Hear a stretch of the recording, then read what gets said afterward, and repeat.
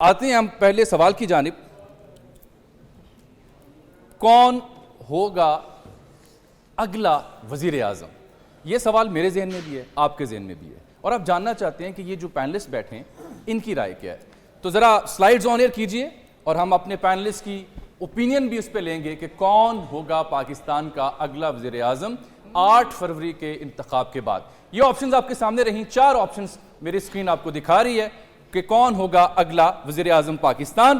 جناب محمد نواز شریف صاحب، جناب شہباز شریف صاحب، جناب بلاول بھٹو زرداری صاحب، یا پھر کوئی اور.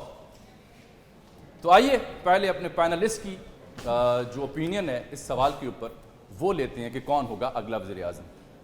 مالک صاحب. دیکھیں، پاکستان کی تاریخ یہ ہے کہ ہر الیکشن کنٹروورشل ہوتا ہے، ہو جاتا ہے، کوئی نہیں مانتا. یہ الیکشن اس لحاظ سے تھوڑا سا زیادہ ڈیجیٹل دور ہے، زیادہ ایڈوانسڈ ہے کہ الیکشن سے پہلے ہی کنٹروورشل ہو گیا تھا، اور ابھی الیکشن میں 7 دن پڑے ہوئے ہیں، اور آج ہم بیٹھ کے بات کر رہے ہیں اگلا وزیر اعظم کون ہوگا. یعنی کہ ہمیں ایک بڑا کلیئر آئیڈیا ہے کہ آگے ہونے کیا جا رہا ہے. عام جو ایک تاثر ہے وہ یہ ہے کہ جی بالکل ڈیک سیٹ ہو گیا ہوا ہے، ایک کولیشن گورنمنٹ کے بنے کی بات، سب سے بڑی لیڈ پارٹی نواز لیگ ہوگی. یعنی آپ کہہ رہے ہیں ایسی گل کر لی ہوئی؟ جو بھی سمجھ لو. اچھا. اور تاثر یہ ہے کہ پیپلز پارٹی سیکنڈ لارجسٹ ہوگی، اور اس کے بعد پھر انڈیپینڈنٹس جو ہوں گے وہ ایک ڈیسائسو رول پلے کریں گے. اچھا، ویسے وہ میں نے سوال علیحدہ رکھا ہے کہ کس پارٹی کی کتنی ایسٹیمیٹ ہو سکتا ہے. I'll give you a brief overview.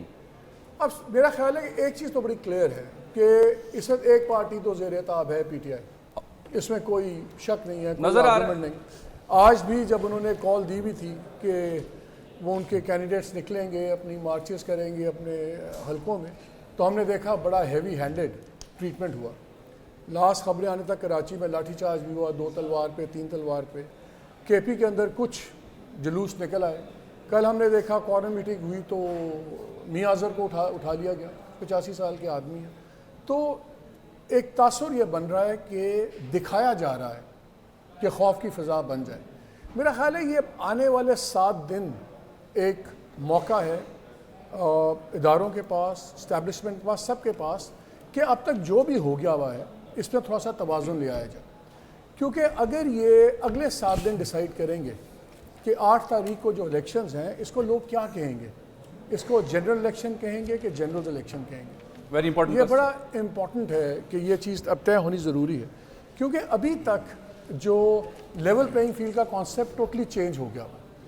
And now اگر آپ بیٹھ کے اگر آج ہم یہ فیصلہ ابھی سے بات کر رہے ہیں پرائم منسٹر کی، تو زیادہ بڑا سوال یہ ہے کہ مسلم لیگ میں سے میاں صاحب بنیں گے یا شہباز شریف بنیں گے. اس پہ آتا ہوں میں. ٹھیک ہے نا، بڑا اہم سوال ہے، اسی کو آگے بڑھاتا ہوں. لیکن میرا آرگومنٹ یہ ہے کہ یہ ہم اس وقت کیوں کنونسڈ ہیں کہ ان میں سے 3 میں سے ابھی تو الیکشن ہونا ہے، تو آپ چوتھی آپشن دے دیں، ووٹ پڑنا ہے. چوتھی آپشن دے دیں. سو میرا خیال ہے کہ اس پہ بھی ہمیں پہلے بات کہیں پنڈی اسلام آباد میں چوتھی آپشن پہ ووٹ نہیں ہو رہا. میرا خیال ہے بیکاز بہت امپورٹنٹ یہ ہوگا، آنے والے 7 دن ڈیسائیڈ کریں گے کہ آنے والے 5 سال کا کمپلیکشن کیا ہو.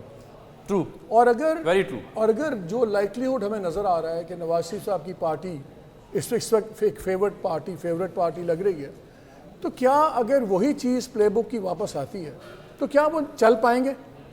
بیکاز میاں صاحب کی ایک اپنی ہسٹری ہے obviously. اور اس وقت نہیں چل پائے جب بڑا ڈسٹنٹ جو کہتے ہیں نا آرمز ڈسٹنس پہ رول ہوتا تھا اسٹیبلشمنٹ کا، اور جب 2/3 تھی. ہاں. اب جو ہے کہ ایون جو اکانومی جو فوٹے ہوتی تھی نواز شریف صاحب کلیم کرتے ہیں ان کی پارٹی کا، اب اکانومی کے اندر بھی انسٹیٹیوشن کا اوپن ڈکلیئرڈ انوالومنٹ ہے، SIFC and all that. سو اب دیکھنا یہ ہے کہ اگر یہ سیٹ اپ بنتا ہے جو لگ رہا ہے کہ اس کو نظر آ رہا ہے، کیا یہ چل پائے گا؟ کیا یہ چل؟ اور اچھا، اگر میں یہ آتا ہوں نہیں آپ کی طرف. چل پاتا، سوری ٹو انٹرپٹ یو، مجھے گیسٹ اپنے ساتھ ان کرنے ہیں.